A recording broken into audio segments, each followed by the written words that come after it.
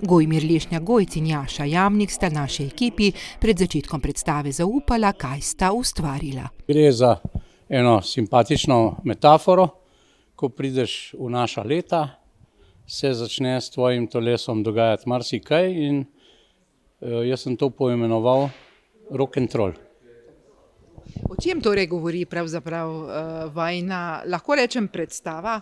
Seveda na vsak način predstava, ja. Veselo igra, glasbena komedija, avtobiografska na nek način. Mislim, da gre kar za dvojno avtobiografijo. Namreč tekst sva pisala skupaj z Jašo, o tem bo on kaj več povedal.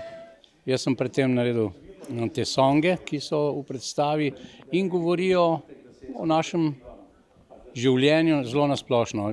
Eno skladbo sem posvetil mami, eno očetu, eno moji soprogi, eno Slovencem, eno predsedniku, eno vsem možnim.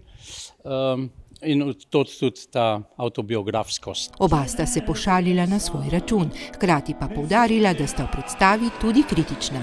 Besedilo je najino skupno z Gojcem in mislim, da je zelo ubrano z njegovimi songi, taki, ki so, se pravi rock and roll, nekako je to odziv najine generacije, pa še kakšnih drugih generacij, ki nekako podobno razmišljajo, kot midva, podobno čutijo, so na podoben način usekani, kot midva. Humorno, ja, včasih bolj prijazno, včasih bolj ostro, je veliko družbene in politične satire v tej igri, oziroma tem hibridu med koncertom in gledališko igro.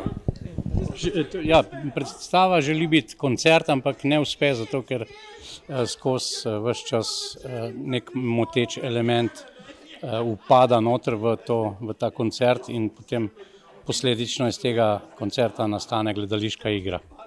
En tak koncert z motnjo. Tako. Ja. In zamotene. Obiskovalci, ki so prihajali v dvorano, so si želeli prav tega in nam povedali, zakaj so prišli. Prvič in samo zato, ker je Gojc, iz Maribora sem in verjetno sem pa kdaj vrnila še. Skoraj zagotovo. Tako da Gojc in Jaša sta tista odločitev oziroma tisti prelomni. Absolutno, res. Ja, oba, ampak tako kot sem rekla, zaradi Gojca. Vročico in Boeing. Pa ste zadovoljni bili, je to tisto, kar ste pričakovali oziroma v sam hram Arnolda Tovornika? Moram reči, da ko sem šel sem, nisem pričakoval nič, je pa odlično, moram reči. Tako da sem zelo, če ne bi bilo v redu, bi danes ne bil tretjič tukaj. In kaj je bilo odločilno, da ste danes prišli? Gojc. Gojc je torej tisti magnet današnji. Ja, ker mi je skoraj sošolce iz srednje šole. Pravi, prej nam je ravno povedal, ne, da je to predstava za njegovo generacijo. Ja, tako, tako, ja. 2 leti je mlajši od mene. Tako da smo pač ista generacija, pa rock and roll. Ob zaključku dnevov Arnolda Tovornika pa je dogajanje povzel še direktor Hrama kulture Arnolda Tovornika.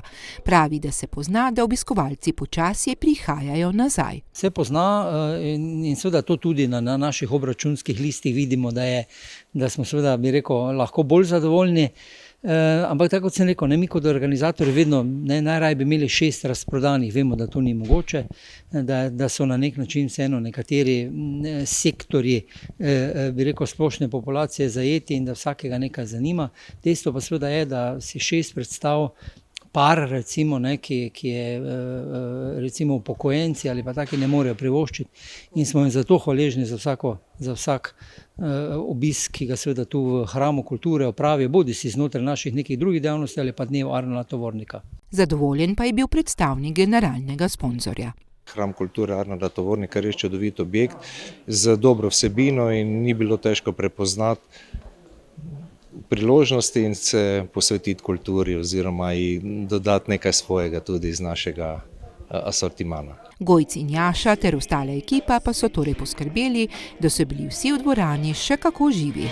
Nisem kriv, da sem se rodil.